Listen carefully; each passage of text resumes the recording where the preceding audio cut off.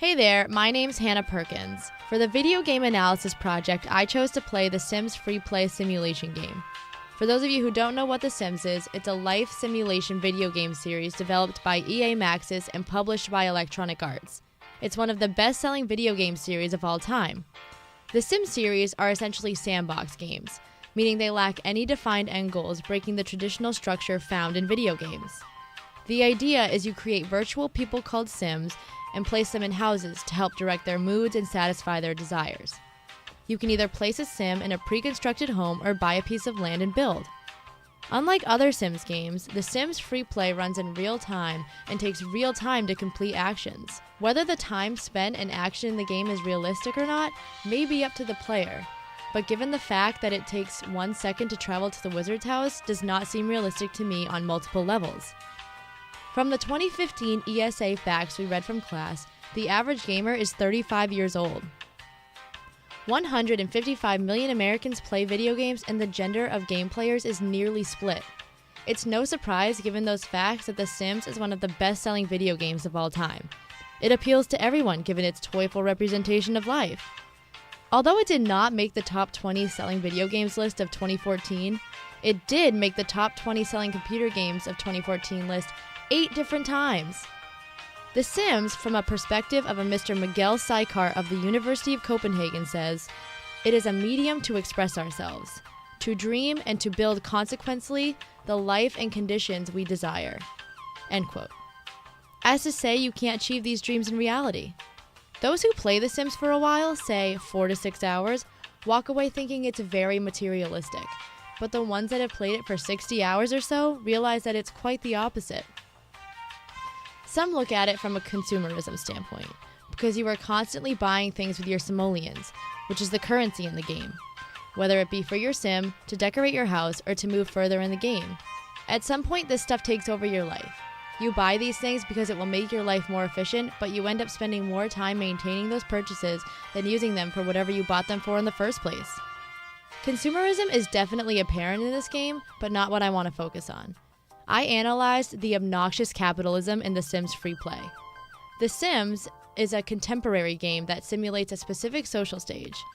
In this case, one of Western culture. A sort of middle-class means with bourgeois taste. It more so pretends to simulate social life, if not life itself, in modern societies.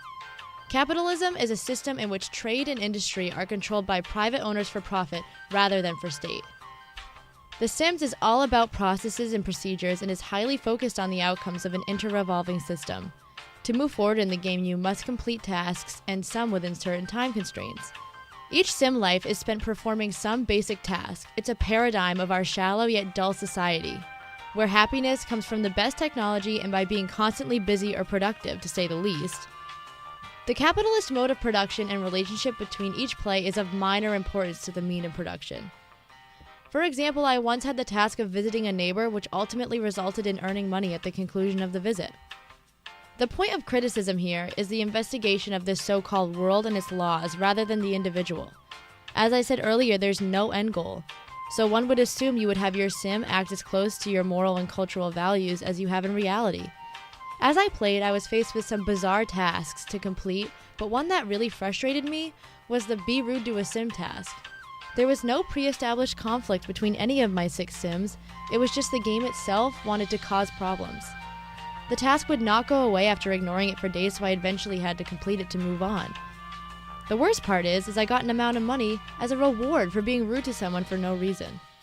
From my research and playing, I found obvious flaws that I was not too thrilled about. It's the game's way of letting you freely simulate life, but at a certain constraint of still being in control overall. Ironic how every time I brought a new Sim into the world, well, this Sim world we have here, the housing prices just happened to go up. Or that eventually the expensive bookshelf I had previously bought for the gaining knowledge task was not enough, so I needed to buy a computer. Examples such as those come up constantly, but one aspect I did appreciate in The Sims Free Play was that there was no discrimination according to sex in terms of salaries. As long as you followed the pre-established ways of being happy in the game and had the patience and gaming skills to succeed, all Sims were treated the same way. Same salaries, same job opportunities, and same concept of success. which is a huge problem in our current world and society. Although, with that single positive example, it is sad that the best representation of life they can come up with is so capitalist in nature. I hope you enjoyed this presentation and thank you for watching.